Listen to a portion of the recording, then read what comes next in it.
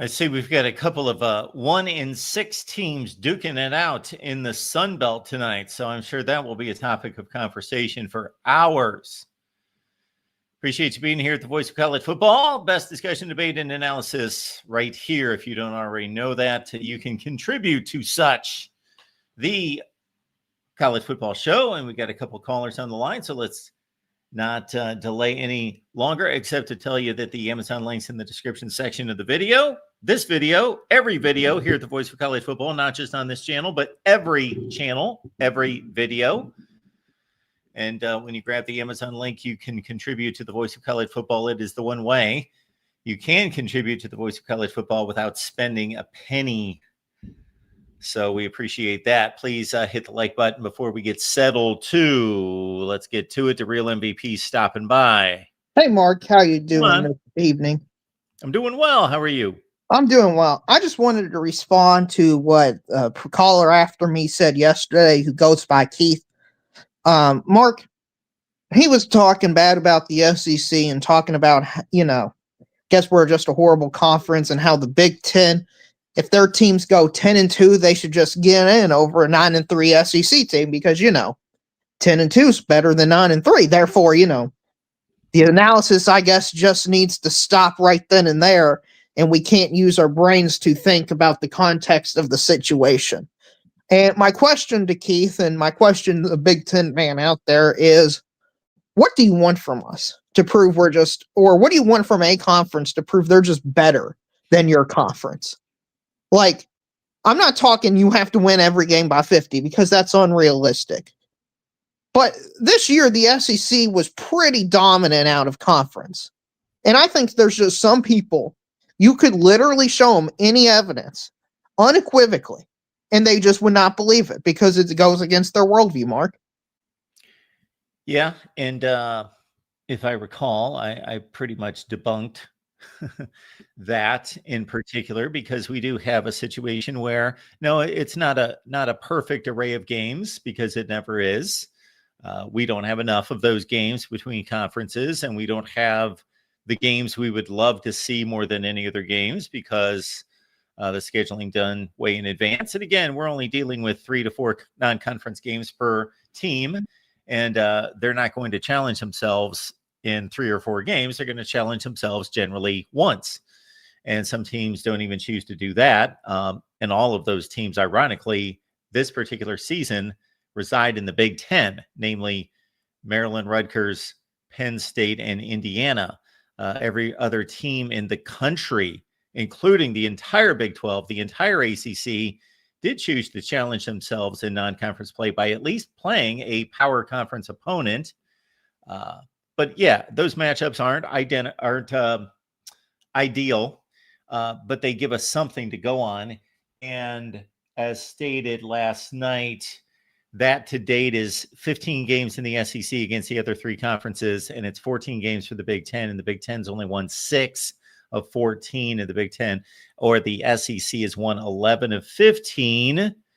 And if anything, beyond the record, because I always get confronted with, well, the record isn't everything. Of course, it's not everything.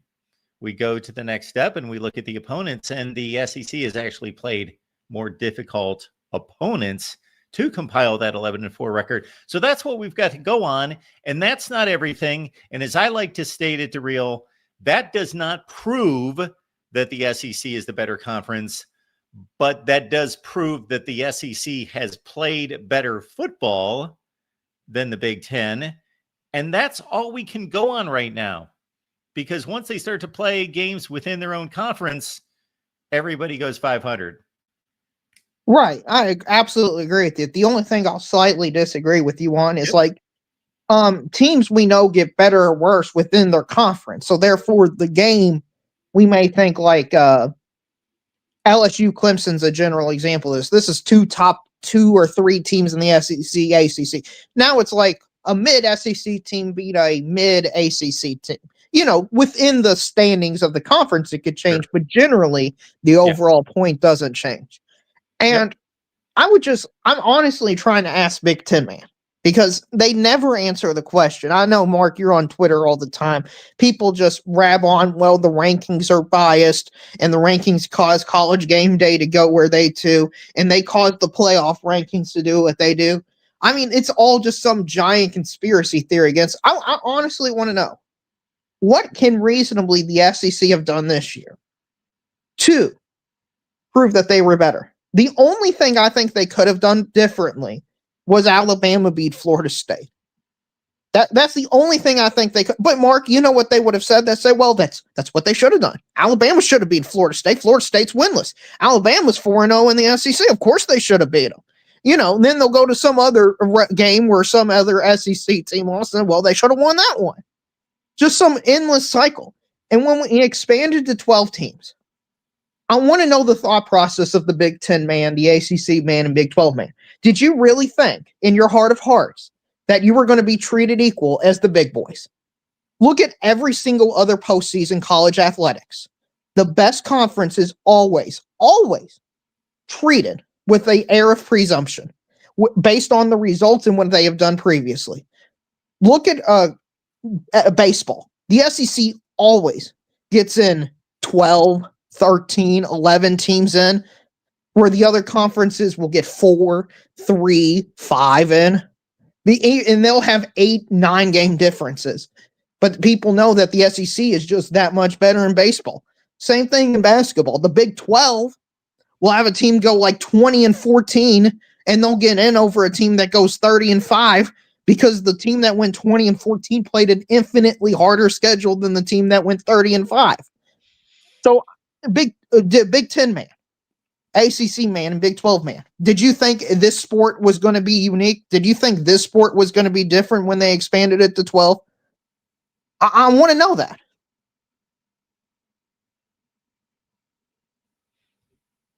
I would like it to be judged as fairly as possible on this year's results. That's what I want. Oh, I do too. And it's based on this year's results. The SEC is unequivocally the best conference. But Mark, I did see in the private chat, David wants to join and represent Big Ten man. So okay. Nice. There's yes, David. I'll be happy to speak as Big Ten man. Hello, Big Ten man. Yes, please. And Mark and I have broached the SEC Big Ten comparison in the past. What I would say is this: I think that the Big Ten this year isn't as good maybe as it's been, in the past. I still think this is a very good conference. I think you have a couple of overrated teams that have dragged the conference down. Mark and I both thought Illinois was overrated at the start of the season. I think that's playing out. Nobody saw the debacle happening in State College this year that has happened before our eyes, but it's happened. And that's usually one of the top 3 or 4 programs in the conference. So I think that's hurt the Big Ten this year. Although I will say LSU is totally fraudulent this year and a joke. And Brian Kelly is a jerk and should be fired. He's not a good human being in any way, shape, or form. And Notre Dame is better without Brian Kelly, by the way. Just listen to his press conferences. Okay, so Brian Kelly aside, and Brian Kelly.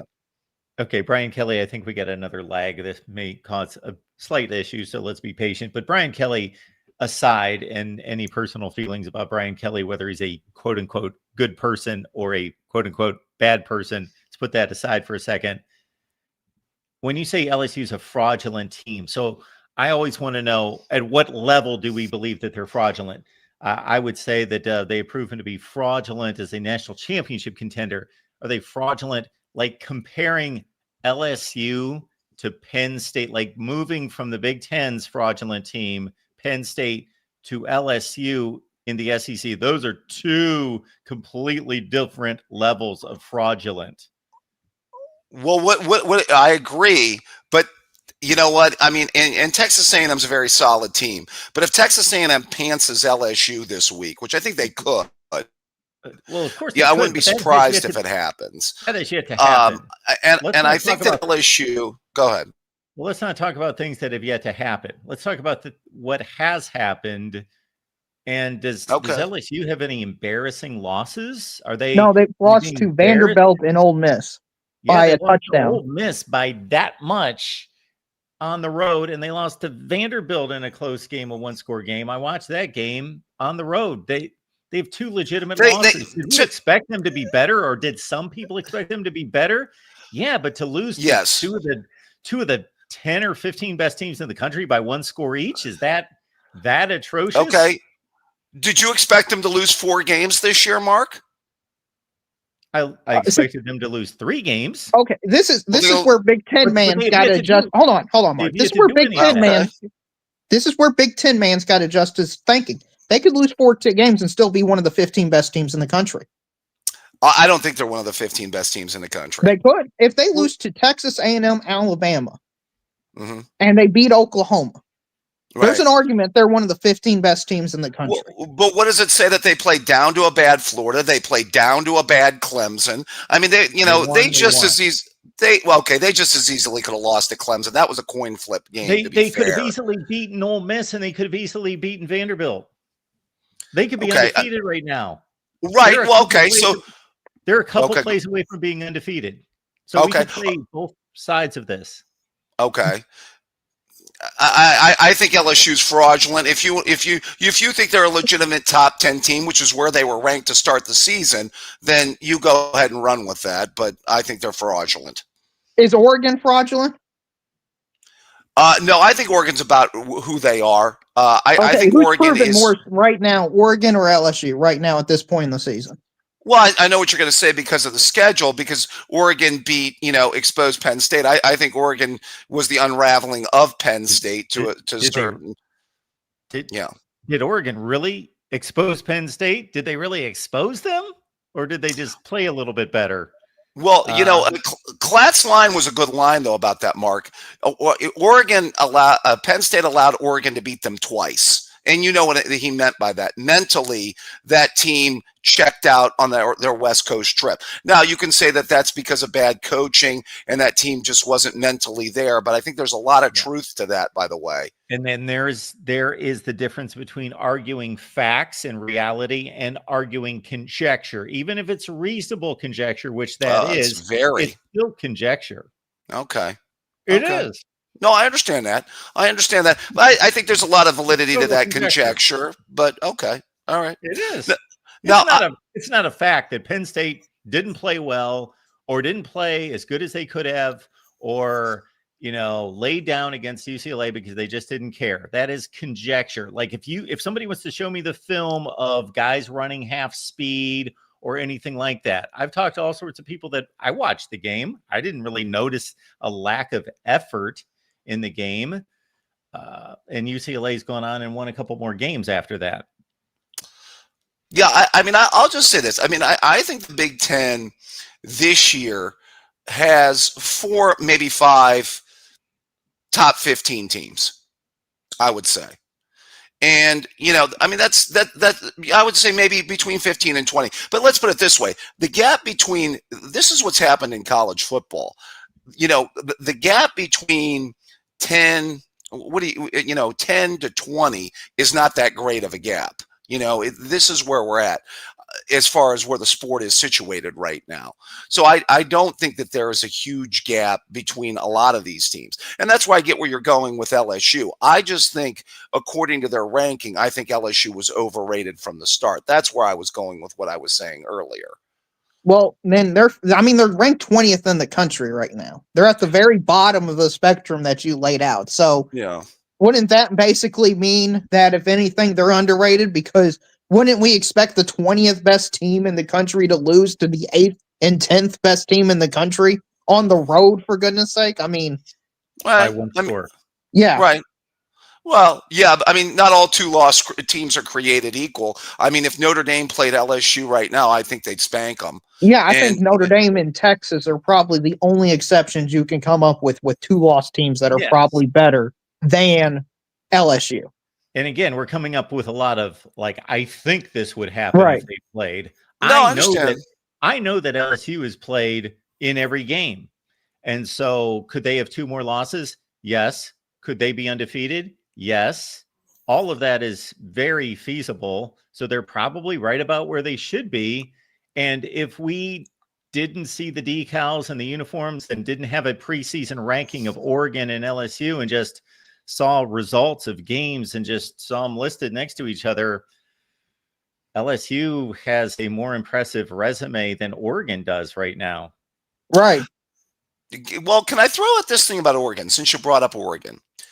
Is there a path, or is there no path, to if Oregon loses to USC, where they would, as 10-2, not make the playoff? I'm going to state this pretty clearly. Go ahead. Outside of Michigan, should be Yes. no 10-2 Big Ten team that makes the college football playoff Okay. over a 9-3 SEC team. They are that bad of a conference. You have to beat Indiana or Ohio State. Okay. Everyone else has proven to be at best a top 20 team in the Big Ten. Illinois is not that good, is in the top borderline top 25. USC's borderline top 25. Michigan's borderline top 25. And that is probably your fourth, fifth, and sixth best team in conference. Iowa's somewhere in that as well. The problem, go ahead. I'm sorry, Dory. No, I interrupted you, Dory. Go ahead. No, I was going to say the problem for your conference is normally your middle is at least decent, at least solid. This year, outside of 8 to 18, it's crap. It's just garbage, man. Well, that's right.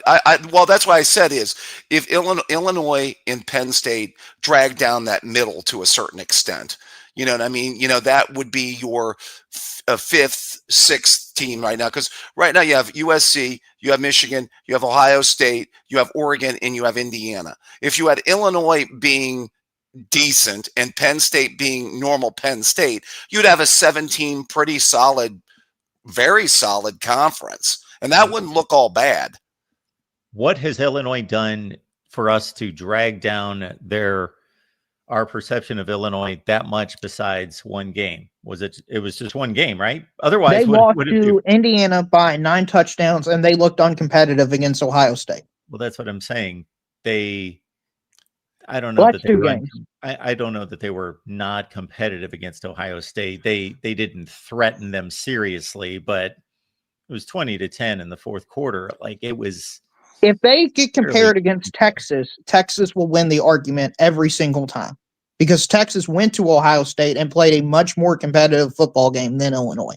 Yeah, but I'm just saying I don't consider Illinois to be like a key figure in boasting about the Big Ten or downgrading the Big Ten. I think they've pretty much done what they should have done at this point in the season.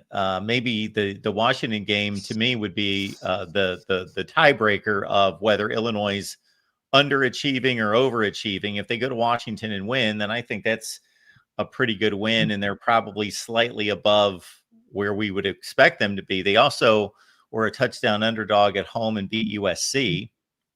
Ooh, they beat USC. Woo, man. That's I mean, USC's not all bad. Listen, man, Mississippi State's pretty good as well, man. I mean, listen, I think USC could play with Vanderbilt. I think USC could play with Missouri. I think USC could play and beat a fair amount of these middle of the road SEC teams that you're referring to, Daryl. So let's be fair. They could play to them. They could lose to them. They could also play Auburn and lose to them. That wouldn't shock me at all. Okay. Well, I'm not. Absolutely. We're talking about two leagues and the SEC being a better league right now, top to bottom. There's a glut of teams that for anyone to get on here, I'm not talking about you two, but I get it all the time where I'm trying to think of what games. There were like 3 or 4 games last week that I had people on here guaranteeing because there's no way that so-and-so could beat so-and-so. It's like, what are you watching every week? What gives you the audacity to think that that certain teams would beat other teams? You obviously have no clue of this sport and know nothing about it. And I know that you two aren't in this category because we just ran down 5 or 6 teams in the SEC that would be a coin flip against USC. And I think it's a reasonable thought because there's just no way to know based on, is Rutgers as good as Oklahoma? Well, of course not. There are certain matchups that we can definitively say one team is proven to be much better than the other team. But when we're talking about USC against Vanderbilt or LSU. Right. And by the way, I believe USC is probably the 5th best team in the Big Ten. Vanderbilt, LSU are probably the 8th, 9th, 7th best team in the SEC. So even then, it's an unlike seeded matchup. But Mark, Troy V in the comment is exactly what I'm talking about with Big Ten man. And this is the type of thing I just don't understand what you're talking about. He said there are 8 Big Ten teams with the record, 5-2 record. Whoop-de-doo, man. 1 with the 6-1 record and 2 that are undefeated. Whoa. I mean, congratulations. You want a cupcake? You want a cookie, man? Who cares? Who cares? Most of those 5-2 teams play 3 garbage can teams. Okay? Those are 3 games that anyone can beat. I don't care about that. To say the SEC is head and tails above them is just conjecture using them hypothetical games again. It's not hypothetical. If games have played out on the field and the SEC has won the out-of-conference games and the Big Ten hasn't. Listen, Maryland beating up on Townsend proves nothing. How about Maryland schedule somebody? Penn State schedule somebody. How about you all do that? That's all you complained about the SEC doing for 10 years. We didn't go schedule anybody. We didn't schedule a Power 4 team. We didn't schedule a Power 4 team on the road. And then you come back and say, well, look at your all's record. Your all's record's trash. Well, I would say Ohio State, Wisconsin, Michigan, there are some programs that did keep up their end of the bargain on scheduling a major non-conference opponent. Correct. And I give tons of credit for them to doing that. Especially, that's why Ohio State's the #1 team in the country. Is because they beat Texas. That's the main reason they're #1 over Indiana right now is because they beat Texas. And they've won every game since then. Right. I mean, they had to do some business after that. I think Texas had the benefit of catching us at the right time, which is why I think that game was as competitive as it was. I think that our passing game and our quarterback have since gotten a lot better since that first game. Anybody that's watched a few Ohio State games since then, I think would notice as much. Yeah, listen, I'm not saying teams don't improve or don't disintegrate or upgrade, but we have to abide by the results on the field. Yes. Why play the game? And seriously, here are the results on the team on the field for these 5-2 Big Ten teams. Northwestern is 5-2. They lost to Tulane by 3 touchdowns outside the conference. And nobody's holding up Northwestern, Mark. Nobody's holding up Northwestern as a. Okay. I'm going through 5-2 teams in the Big Ten because that was what was brought up in the chat. Okay. So Northwestern's 5-2. They lost to Tulane by 3 touchdowns outside the conference. Iowa's 5-2 in the Big Ten overall. They lost to Iowa State, who's proving to be okay. They're okay. Michigan's 5-2. They lost by a couple scores at Oklahoma. Minnesota's 5-2. They lost to Cal by a couple scores. Illinois 5-2. They beat Duke. Duke's a 5-2 team. There you go. Nebraska's 5-2. They beat a pretty good Cincinnati team. They may have the best win we're going to come up with here. They beat Cincinnati on opening night. 6-1 team in the Big 12. Washington's 5-2. They beat Washington State. And then, that's the run of teams right there. So there is your evidence of these 5-2 Big Ten teams going outside the conference. It's not real impressive. Are we saying that Oregon might have scheduled Oklahoma State when Oklahoma State was once a good program? Yeah, I'm not arguing intent at all. Okay. I don't care about intent myself. Okay. That, like, when we argue intent, I argue intent in terms of defending a program or a team scheduling someone. Like if somebody got on here and bashed Oregon and said they refuse to schedule anybody outside the conference, I would say, whoa, hang on just a second. Yeah. Oklahoma State went to the Big 12 championship game 2 years ago. They've been a top 15 to 20 program for 20 years under Mike Gundy. Oregon didn't know who they were scheduling. But now you have to evaluate the results based on how bad they are. But it's not Oregon's fault, but they have to be evaluated against really not playing anyone.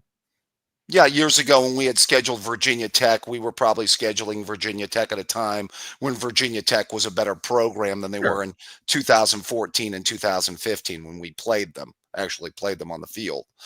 No, my argument. Well, let me ask you this though, Darrell. Where do you think the Big Ten, or I'm sorry, the SEC is at the high end of the conference compared to where it's been in the past?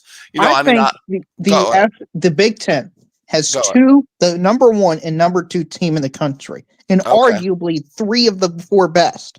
okay, Outside of that, 8 to 10 teams is SEC.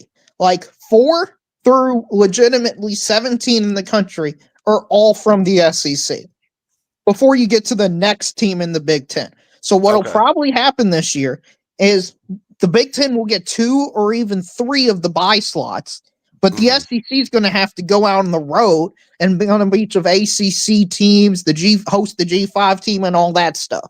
That's Hmm. probably what will end up happening. Okay. So what we're saying, you said 3 of the top 4, and then probably 4 and 5 are probably what, like top 50, between top 15 and top 20 teams, as you'd probably I put would them. put them yeah, let's be generous and say that. We'll be generous and say that. Yeah, because the gap between that period is not huge.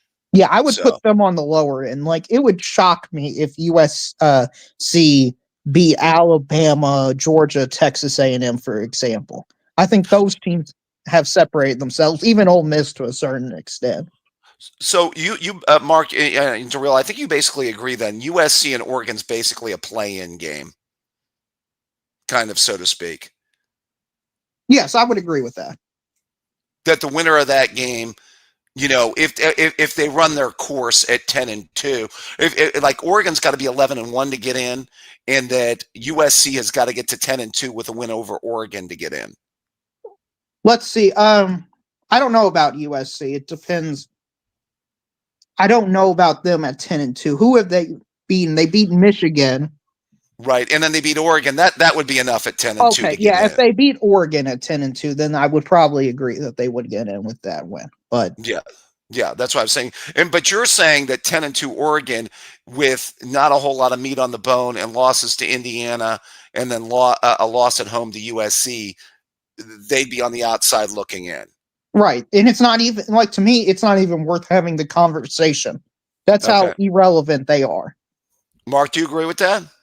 Uh, I would have to look at the schedules, but so we're basically saying that Oregon's best win mark would be Washington if they go 10-2.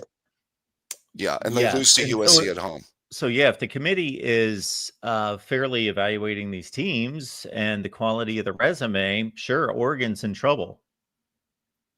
Yeah, I think I just don't think there's enough meat on the bone. And then it would be 2 home losses.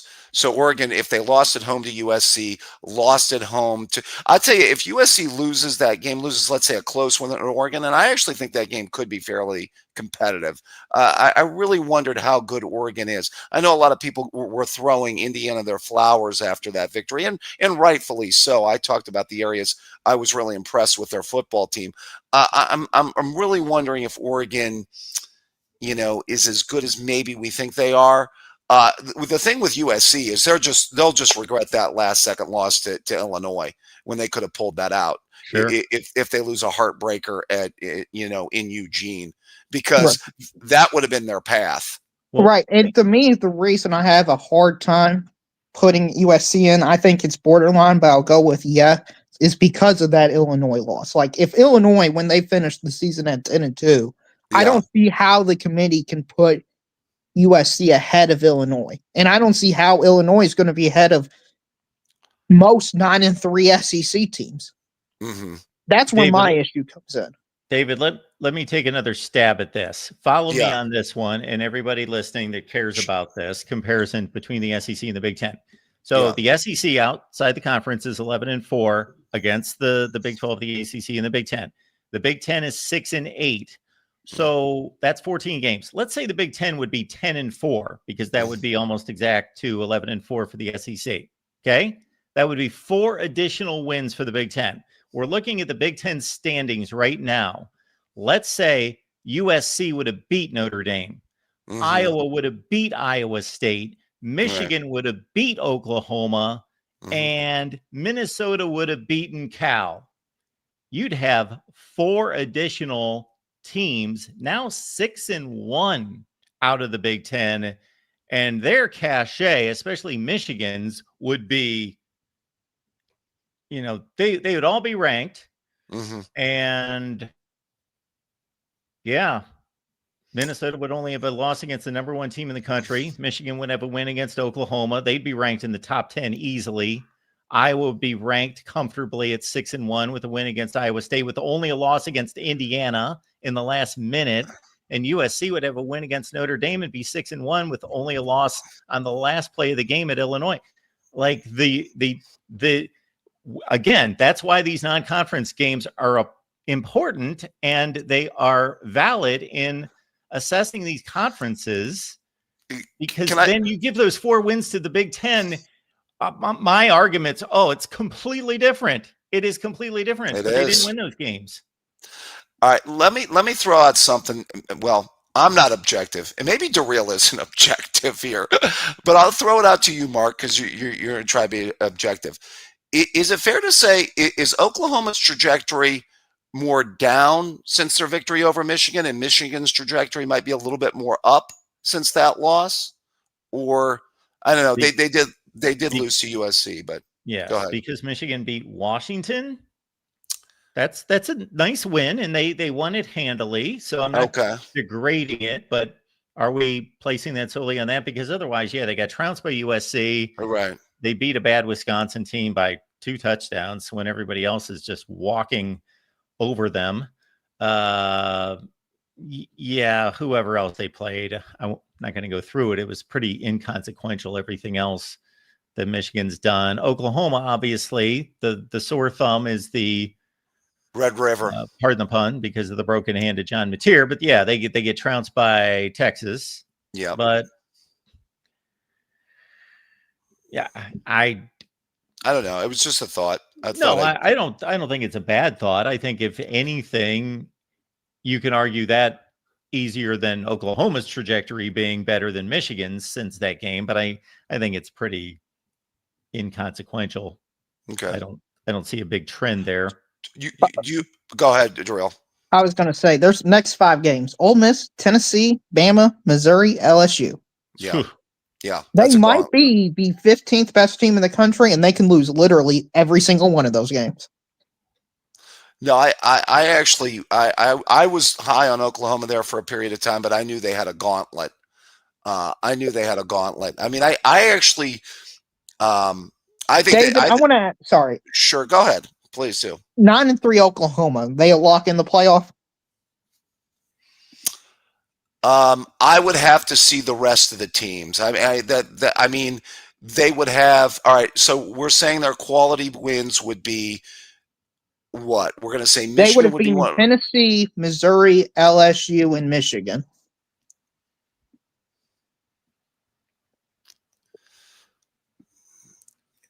Yeah, that's. I think they probably get in. But I think it's a little bit closer than you think. Yeah, why should it be close? When what Big Ten team or what team from another conference is going to have 3, let alone 2 wins as good as that? Well, okay. I mean, what resume is close to that, man? Well, what do you need them to do? Well, I told you I thought LSU was fraudulent, so I've already told you my opinion of them. And I'm a little bit dubious about Tennessee too. I think Tennessee is. I don't disagree with you, David, if you are holding very high standards. But if you were going to hold up Tennessee and LSU wins against those 2 teams as being non-existent, don't need to be credited, we have very few wins across the country that are going to hold any kind of weight. There aren't many better teams, and those teams aren't losing games. There aren't many better wins than beating those 2 teams. And the comment by Dependent Fanatic that I just posted on the screen, this is what I'm talking about right here. So he says, yes, David, if Michigan and Oklahoma played again, I would trust in Bryce to get the win. Okay, so Dependent Fanatic has every right to have whatever opinion he wants, but there is absolutely no evidence toward that. It's a completely meaningless statement. It means nothing. It's not worth anything because the two teams did play and they weren't close. Right. It really wasn't. Yeah. And maybe Bryce Underwood's getting better. Fine. There's all sorts of factors that would contribute in a second meeting. And he actually might be right. They could play again and Michigan could win. But all we know is that those two teams played and Oklahoma was substantially better. Now, it would be different if they played the first game of the season and then Michigan just ascended immediately and were just a completely different team, and Oklahoma just, went from like preseason top 5 to a 5-7 team. They became the Florida State of 2025 or something like that. Then, we would have a more reasonable statement there. But stuff like this is just independent fanatic. I love you. Call the show, whatever. But the statements like that, they're just meaningless. They don't mean anything. Well, this is what I was saying, Mark, Yes. when people go with the feelings and their narrative presumption over the facts on the ground. Like you got Mr. Jones who said how it mean nothing if Michigan got better and Oklahoma quarterback got worse. We have no evidence for that. There's no evidence on earth for either of those things being true. You can't just say words and they magically come true, okay? Well, I'll pile on a little bit here. Mark's point was going here. If you watch that first game they played, it wasn't really as close as the score would indicate. It actually was an even more decisive win by Oklahoma than maybe even the score indicated. So I would also throw that in there. Darrell, I want to ask you an SEC question. How good is the Florida job? It's one of the 15 best jobs in America. Okay. Most likely to take the job. And is there any chance Lane Kiffin takes that job? That's my first, second, third, and fourth call if I'm Florida. Yes. Would he take it? Would I take it if I'm Lane Kiffin? Absolutely not. I'd have no understanding why he would take. I would ask James Franklin. That would be my second call. You Really? need to get back to stability and somebody who can prove it. Get a guy who's able, if he can do it at Vandy, and he can do it at Florida, man. Don't you think with the Lane train that apologies to our good friend Leanne, but that there's a ceiling at Ole Miss. It feels like it. That if with Jackson Dart and Quinshon Judkins and that team that he had, now that was a 4-team playoff era in 2023, but, he can't quite get to, with that team, and then he can't make a 12-team playoff. If he misses a 12-team playoff again, isn't there just this feeling that Mark, go ahead. You have a thought. No, you don't need to stop your commentary there, David, just because I'm just antsy to jump in. I'm not saying that this is faulty thinking in any way. Just throwing this out there. Why do we think that there's not a ceiling at Florida? Is that because Urban Meyer won national championships in 2006 and 2008? Like, we're in a different era of college football. And, our buddy Hall of Fame Trey called last night, and he was just touting that Florida is this massive, giant juggernaut of a program. And absolutely, they're one of the 10 or 15 best programs in the last 40 or 50 years of college football. Absolutely. But I wanted to hear a reasonable line of logic as to why Florida, and I basically filled it in for him. I made his argument for him. Is there more money? There are more resources? Can we still continue to prove that recruiting footprint matters like it used to? I don't think it does. It does. Guys still stay within their state or region to a large degree, but it's not nearly what it was. Guys will leave Florida to go to Ole Miss. They'll leave Florida to go to Ohio State. Mm-hmm. This is proven over and over and over. So I don't know that Florida is still a better program than Ole Miss. Darrell, by your rationale, are you saying Florida's a better job than Penn State? No, I'm not saying at all. I'm saying sometimes in life things get stale, and sometimes you got to change things for the sake of changing things. And I think it was best for James Franklin and Penn State to go their separate ways. And I think it would be best for James Franklin kind of to go back to his roots a bit, be in a familiar conference at least where he's had proven success before, and where the expectations, if he won 10 games a year for the first 3 or 4 seasons, Florida fans would love that because they've been a horrible program for 15 years. And I think if anybody was able to take advantage of the recruiting and aspects of Florida, it'd be James Franklin. I mean, he was able to do it at Penn State. Florida's got more resources than Penn State, for goodness sakes. They have got more internal advantages than Penn State. I don't know. I was debating where Penn State ranked on jobs, and I know Mark's been talking to a lot of his Penn State people. I still think that Penn State can be a top 10 job. If it's top 10, it's right at 10. But I still think that the right coach, could still make Penn State work. But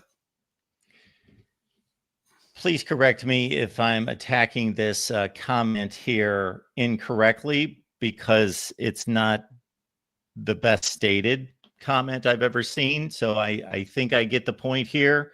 Basically, I think Mr. Jones here is referring to the previous statement by a dependent fanatic about Michigan would have an advantage in a rematch against Oklahoma. I think that's what he's stating there. So it's not a meaningless comment, because Michigan, we all know, would have an advantage over Oklahoma, because teams that play for a second time, always the loser always has. This is one of the stupidest misnomers in sports, until somebody can prove to me otherwise, because nobody ever does the fact checking to prove it. I one time did a whole video where I lined up all the rematches in college football, which are typically conference championship games, of course, throughout history. And there is no evidence that a rematch, that the loser of the first game has a advantage in winning. It's like 50-50. It's random. So to think that Michigan would have an advantage and would beat Oklahoma simply because they would be playing for a second time is asinine. Well, that's why they're fans, Mark. Remember, it is short for fanatic. It's not always short for rational thinker. Right. And then also I'd like to point out those are conference championship games, which is usually 2 equal teams that have played based on the season. We have no evidence that Oklahoma and Michigan are equal. We have no evidence. Oklahoma is so much better than Michigan. It's not even funny. Wow. So okay. Did you watch that game? I did. Well, that's why I made the comment that I made earlier, Darrell. And they had one play in the second half that mattered. Everything else was basically 3-and-out punt, 3-and-out punt. They did nothing. And here's a good example of this. Darrell is sticking to the facts of what we saw. And then again, the evidence of the rest of the season hasn't belied that. Yes, Oklahoma had one bad game against Texas, but Michigan has looked awful against USC and not so great against other teams. So we have nothing outside of that matchup to weight it any differently. But when they met on the field, Darrell is staying with the facts. Now, I think if I want to go with what I feel and what I think Michigan's closer to Oklahoma than they were that night. But that would be conjecture on my part. That would be based on really nothing except just having a little bit of faith in the winged helmet to be better if they played again. It's your largest fan base, Mark. You got to I gotta tread lightly there, buddy. I do my best to protect them. You do a podcast every week. Me and Darrell, we might not be the most objective when it's speaking to that fan base. So I'm their number one fan over there at the Michigan channel. Believe you me, I've made some treks into there, and it's I have to have my combat helmet sometime. So they're so confident for a 7-5 level football team, or 8-4, 9-3 level football team. I mean, hey, the last few years I need to be careful with my language. So it's fine. They can just they can beat Ohio State. Oh.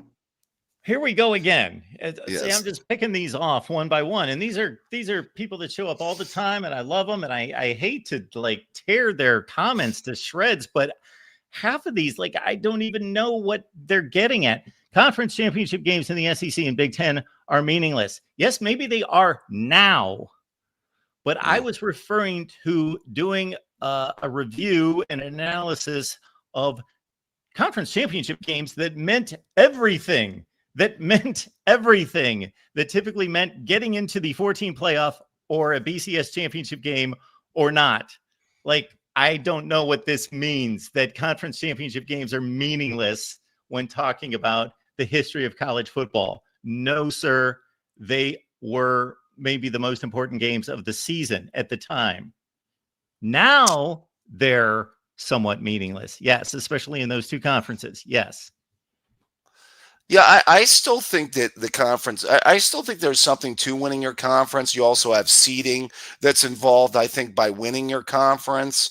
So, I mean, I still think it holds sway. I think people still, there is still that sense. Although, we keep on expanding the playoff and expanding the playoff. So, well, that's I what was I'm going to talking challenge. about, Oh, Dave. sorry. I'm not talking about the pride of winning a conference.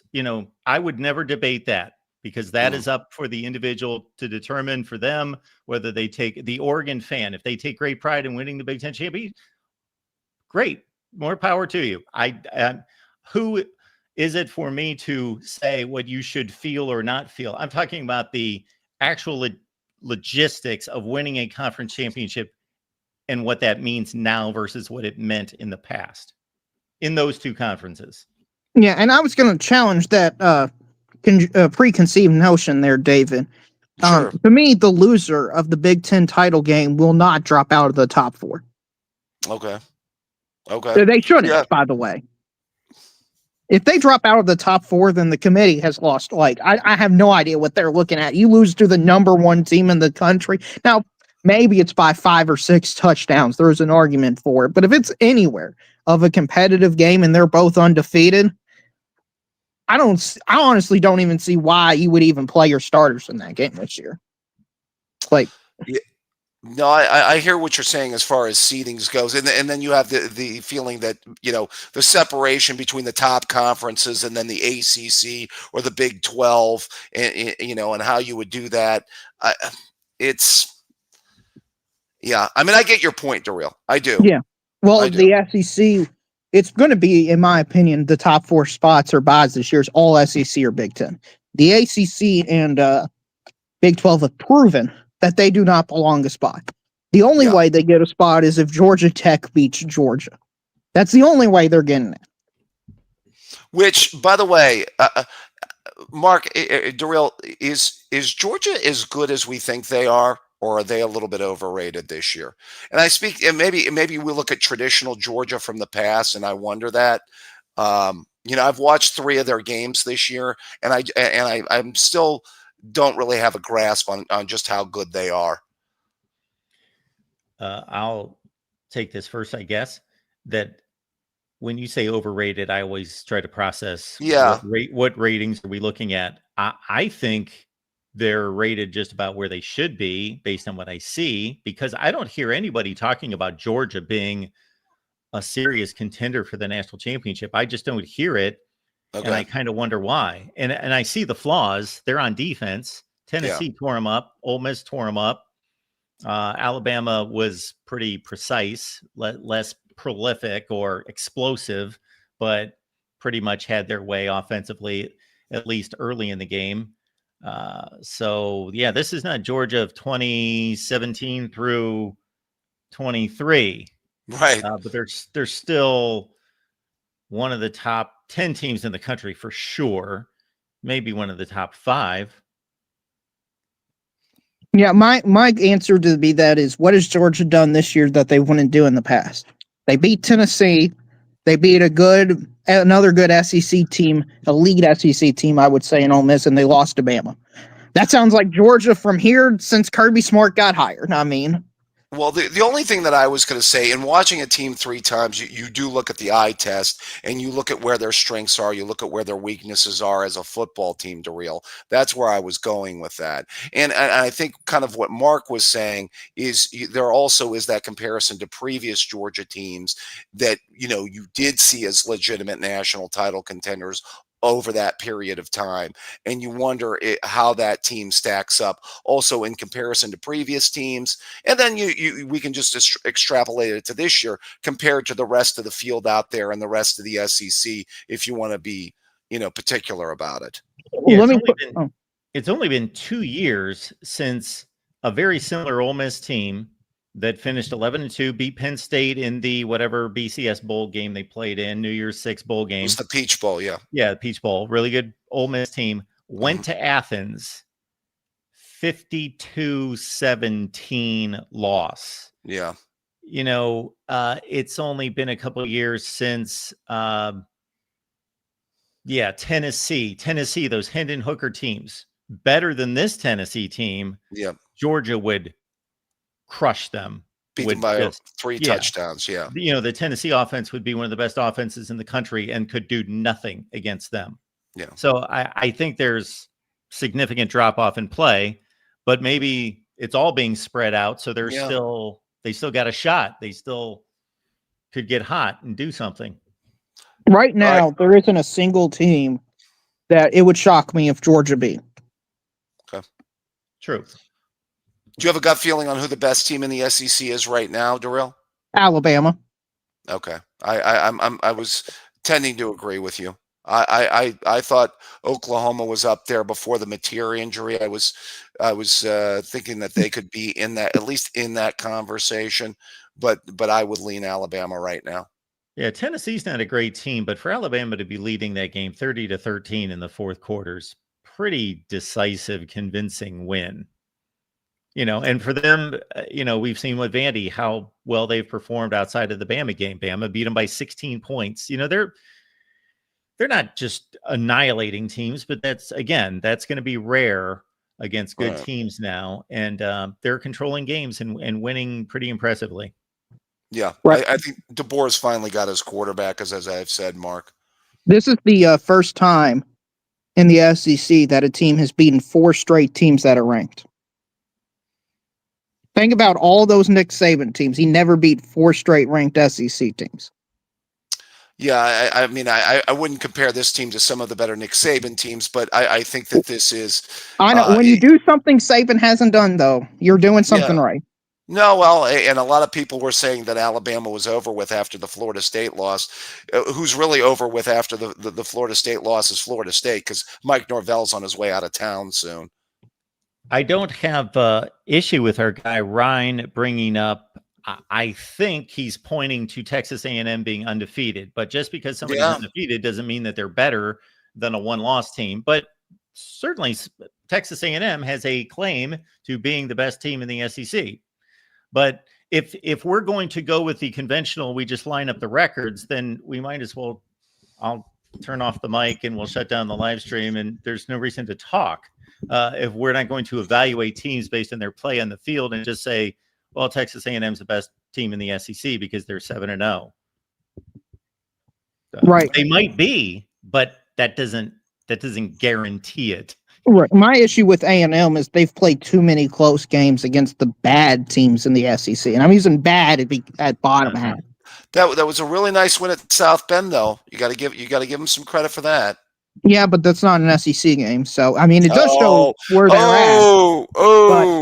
You had to go there, Darrell. Come on now. That's a very good win. I know that doesn't equate to your SEC win. Oh, I would say a really good win, because I think Notre Dame is legit top 5 to 10 in the country.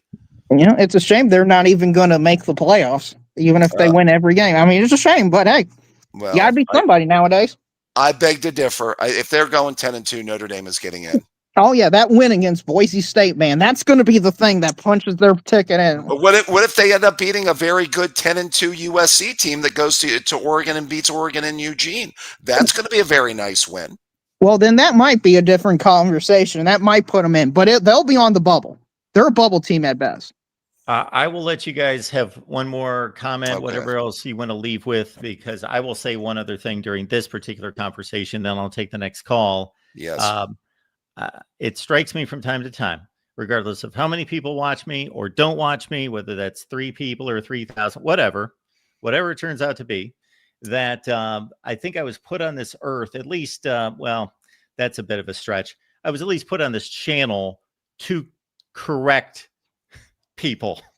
I truly think that I am here just to fact check College Football Nation. That's my number one claim. That's my number one incentive, motive, purpose, mission. Dependent fanatic. Everyone blew out Arkansas but A&M. Really? Dependent fanatic. Again, why do we post stuff that is completely erroneous?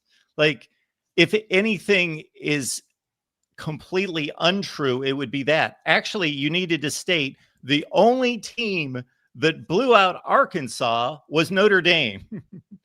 Nobody else blew out Arkansas. They played Tennessee within 3 points. They played Ole Miss down to the red zone possession at the end to win the game. They played Memphis inside the first and goal, lose by 1 point. On and on and on. They lost to Texas A&M by 3 points. Arkansas has played everybody close except for Notre Dame. Yeah. Well, yeah. Hey, listen, maybe, hey, you're making my Notre Dame case to derail now, Mark. So thanks for helping me out. We can tack that on that they're the only team to blow out Arkansas. There you go. Notre Dame, legit top 5 to 10 team. I will say the Big Ten will win the national championship for the 3rd year in a row. Something that the SEC used to hold up as a badge of honor once they had won 3 or 4 straight national titles in a row, by the way, as air of conference superiority, by the way. Hey, David, can I ask you a question, a personal question? Absolutely. How are your shoulders doing having to carry the rest of the Big Ten? Are they getting a bit tired? Hey, we've been doing it for a long period of time. Yeah. Oh my word. We've been. Mark will tell you how many times. We've had our fair share of some very tough losses to the SEC. I will say that. Although our trajectory has been better. I certainly remember a certain SEC fan that I'm talking to right now that picked us to beat Georgia a couple years ago. By the way, and derailed. Yeah, should have never doubted the SEC. I mean, that was that game was yeah. Go ahead, I get Mark. a stat for both of you. I was, during one of these Ohio State wins in the last few weeks, I start rummaging through my mind, counting up losses in the Big Ten. Ohio State has lost 10 games in the Big Ten since Urban Meyer stepped on campus in 2012. So we're working on a 14th season in the Big Ten with 10 losses in the Big Ten. That's less than 1 per year. No. And in that same time frame, Michigan has lost, and they're number 2, 34 games in the Big Ten, and Penn State's number 3. They've lost 44 games in the Big. They're operating on a completely different level. So when DeReal says that Ohio State lifts up the Big Ten, yeah. Well, the record bears it out, Mark. Well, it was a pleasure to talk college football with you, DeReal. I know that I don't know if we always bat it around and have a good time. Mark, as always, good to see you, my friend. I'm sure you'll be back tomorrow at 10 o'clock. Absolutely. All right. Good to talk to you both. Have a good night, guys. All righty. Bye-bye. Thank you. I just want to thank David for actually having the conversation. He's one of the few people that's willing to engage in facts, logic, and not just be a hyper troll. So I appreciate him and anybody else that's willing to call in, challenge, and discuss. He's a great guy. And thanks, Marks, for having me and David have this discussion. I appreciate it. Of course. Thanks, DeReal. Appreciate it. And before I take this last call, I just want to make something clear that just because, if you conjecture something, predict something, have a feeling that if so-and-so played so-and-so, that the outcome would be this, that doesn't mean you're wrong. That doesn't mean you don't know what you're talking about. That just means it's not reality. It's not reality. Doesn't mean it's wrong. It just can't be proven. It's not tied to evidence because it's not happened. It's just talk. All right. We got Muley stopping by. Muley, thanks for your patience. No, I appreciate you taking my call. Yeah, man, that was a great discussion. I wish I joined a little earlier and probably could have jumped in.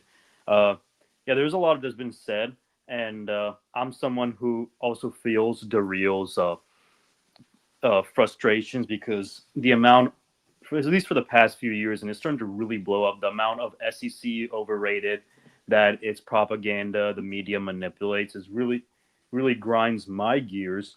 Because it's like you say, when you look at the results and you look at who has played who has won against what, who would you put against above the SEC?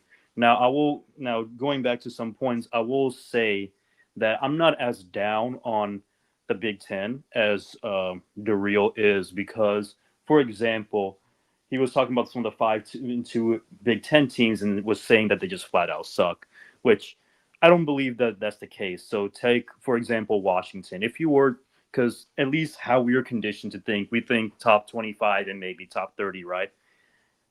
Take Washington. They may not be a top 25 team, but but would you say they're still a top 35 team or a top 40 team at least? I would at least say so. And the difference between, I do think there's definitely a difference between 20 and 30, but is it that much of is it like a huge, massive gap? Like, I wouldn't go out and say that these teams flat out suck versus these SEC teams that are eating each other up. So I'll go ahead and put that out the way. But I will also mention is what really hurts the Big Ten is what you mentioned earlier about the results. And when Minnesota loses to Cal, and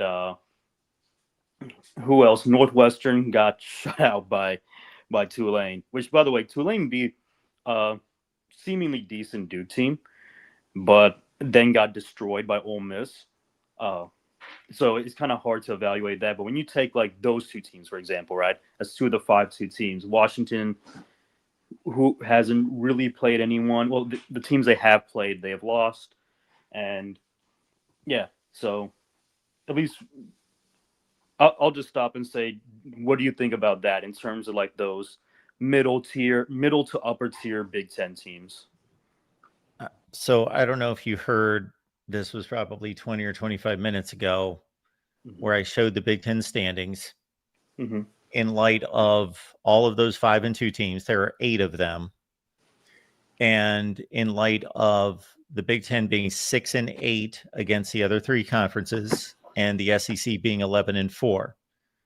So if you take 6-8 and you make it 10-4, which is obviously as close to 11-4 as you can be, that would mean that the Big Ten would have won 4 of those games that they didn't win.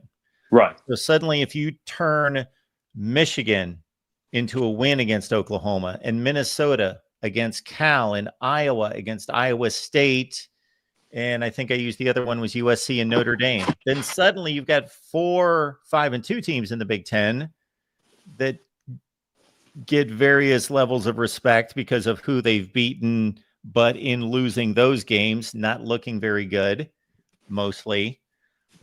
Those turn into 6-1 teams. And if Michigan's 6-1 right now, they're in the top 10 in the nation, and USC's close to it. Well, USC beat them, so they'd be ranked a little higher, actually. And, you know, my discussion and my evaluation of the Big Ten would be completely different, because suddenly they're not 6-8, they're 10-4, and they've got substantial wins against Notre Dame and Oklahoma, and, you know, an okay win against a Cal team that otherwise is 5-2, and a win against Iowa State, who's 5-2 right now. But that didn't happen. They Right. lost. The Big Ten has beaten Texas. Period. And I don't know who the second best win is. Duke? Like, yeah, there's not. And that doesn't mean I think that the Big Ten's a bad conference, because I don't think it's a bad conference. But in 14 games where they had the opportunity to go out and win against, and we're not even bringing the Northwestern loss against Tulane into that record. And that's really the only, besides UCLA, just not being able to beat a high school team early in the season. Those 2 don't count, except for the Utah game, but the other 2 non-conference games don't even factor into that. Yeah, the Big Ten doesn't have any other wins Those other 5 wins are Washington State, Boston College. Okay, Cincinnati might be the second best win. So your second best win's either Cincinnati or Duke if you're the Big Ten. This is what you're holding your reputation on and the metrics of how well you played outside the conference. It's not good.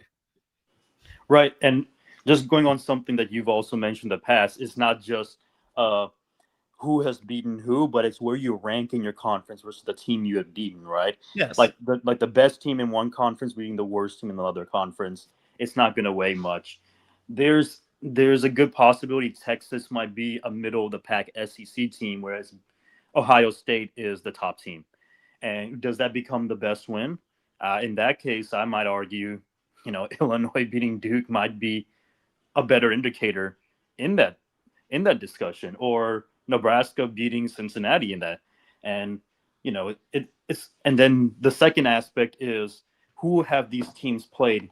It's something we've talked about before about these unbalanced schedules, right? Yeah. So I was debating with someone the other day about Georgia Tech being overrated, right? And this is one thing I've noticed is a lot of fans that will complain, they watch their own conference and then they have complete disregard of other conferences, right? I try to watch all the conferences play as much as I can. So they will say, so when I say, okay, when you look at the SEC, look at Auburn. Like, if you're looking from a record rise, they will not go high, but from a power metrics standing, the fact that they've had 4 close losses and then they beat a seemingly decent Baylor team. So Baylor's a 3-loss team, but then when you look at who they've played, they played a relatively harder schedule in the Big 12 than other teams. They beat SMU, who is one of the better teams in the ACC right now, but then they lost to TCU, Arizona State, and I'm forgetting the third one off the top of my head, but they have lost basically 3 games to Auburn. What am I saying? They lost out of conference to Auburn, right? So then that's also another thing is, you beat this team, but also this team may be playing a much more brutal schedule than another team in your conference. Cincinnati, like, good for them. They're 6-1, but who have they beaten? Iowa State, the Iowa State that struggled against Kansas State and Arkansas State, pulled a miracle against Iowa, which I guess that's their big win. I'll still put Cincinnati in my top 30, but is your marquee win Iowa State at the moment? That's not, like, it becomes harder to evaluate it. It's not just the records of the teams you beat, but how these teams have played against their competition. Yeah. Mm-hmm. If this was 1985 and Illinois 7-1 in the Big Ten and Iowa 7-1 in the Big Ten, or whatever the records are, there's little to discuss past that. Basically, you could look at, okay, they got hot, they started poorly, they got hot, they started well, they faltered down the stretch, or their quarterback was hurt for 3 games. You would pick out nuances like that, but basically the record meant everything because everybody was playing the same teams because the conferences were only so big. So you knew that everyone played everyone, and there was variation for different pockets of time where you didn't play one team in the conference out of the other 9 or 10, but that's it. So you didn't have to question it. And obviously the Big 12, once they reconfigured and didn't have a conference championship game there for about a decade, they played everybody. So if you looked at Big 12 records, you knew there's no reason to squabble over them being 6-3 and them being 4-5. The 6-3 team had to be better than the 4-5 team because they played the same exact teams. Versus now with these huge conferences, and you play 9 games against 17 other teams.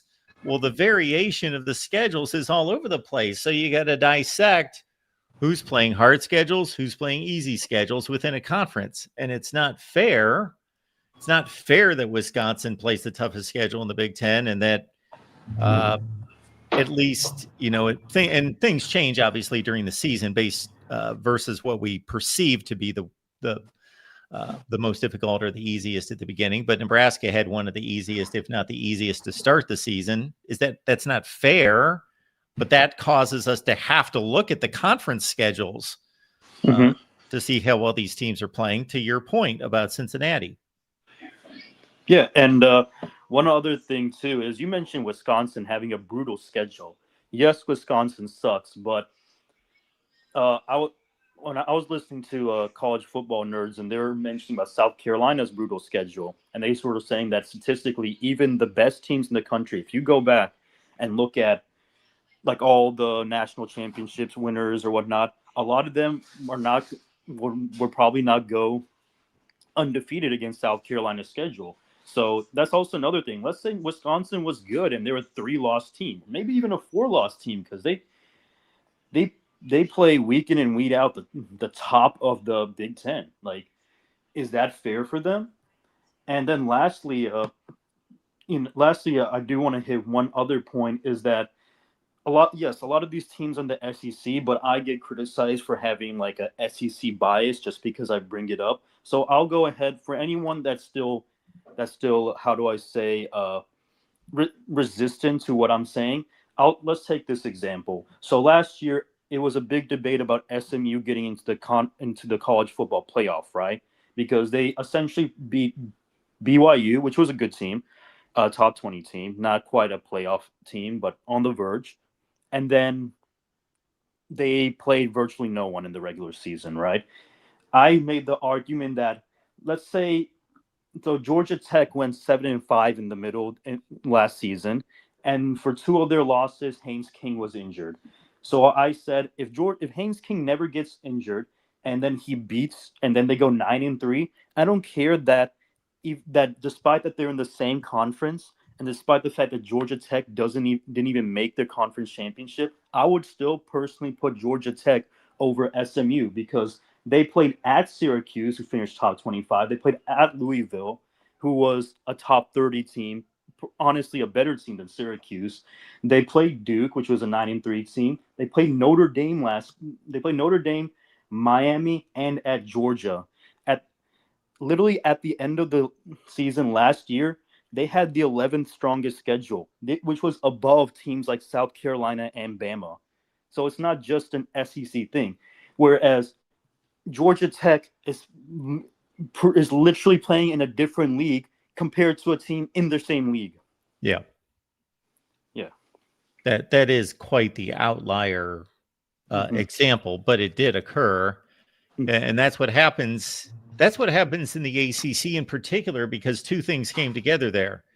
Georgia Tech plays Georgia every year. So they obviously have a generations old rivalry with what happens to be arguably the best program in the country now. And they have to play that game.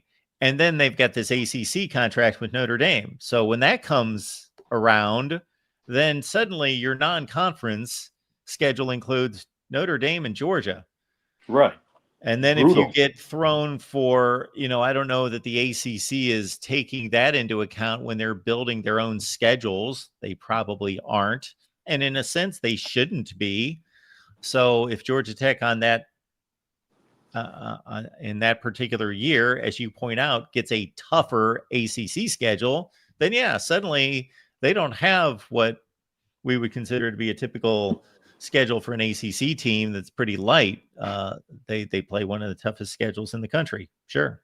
Right. A team that plays the 11th or 10th strongest schedule versus a team that played the 75th strongest schedule. If my numbers are correct from what I remember at the end of the season. Yeah. Like, I'm sorry, but it's a whole different league at that point.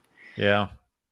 Rutgers last year, for whatever reason, and nobody cares because it's Rutgers, so it doesn't get picked on except for probably by me. I don't know that anyone else points this kind of stuff out unless it's a team that matters. But Rutgers did not play Ohio State, Michigan, Penn State, Oregon,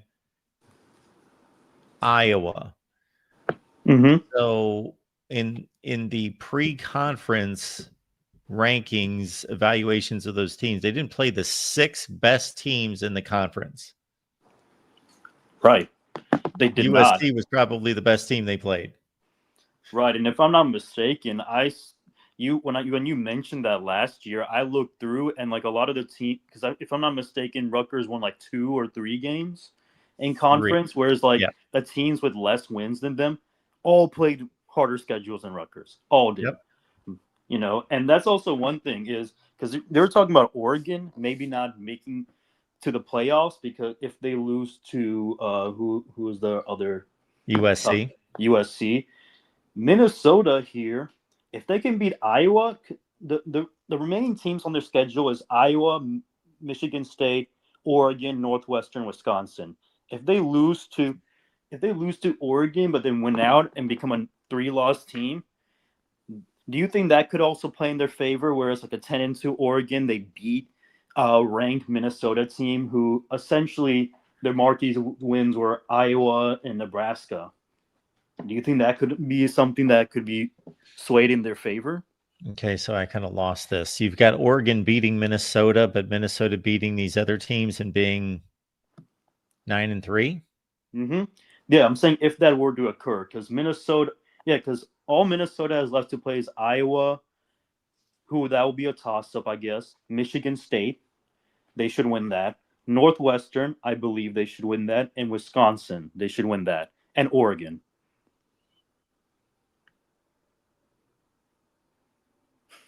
They could very much win all those games except for Oregon and be ranked, Sure. even with a loss against Cal. So Yeah, yeah, who's a 5-2 team right now? they are. But who has Cal beaten? They barely beat like North Carolina fumbled on the 1-yard line, and if they punched in that touchdown, they would have won. Now, I mean, credit to Cal for forcing the fumble, but they've been in some close games too. It's not like Cal has really impressed all that much. They got beaten badly by Duke.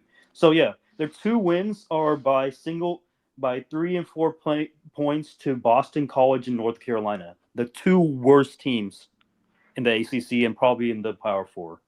And they were shut out by San Diego State. Yep. All right, man. Well, thanks for being here.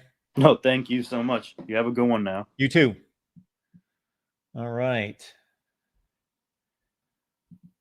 Mark says I'd invite any SEC team to play Iowa in November. And I know that refers to the weather. And that is something that we are going to need a ton of data from college football playoffs through the years. We won't be able to answer that question in terms of the SEC playing in weather for years and years and years. There won't be enough significant results to make any kind of an evaluation on that. But yeah, I don't know what to tell you. I know that Iowa has certainly not fared well against the SEC recently in January.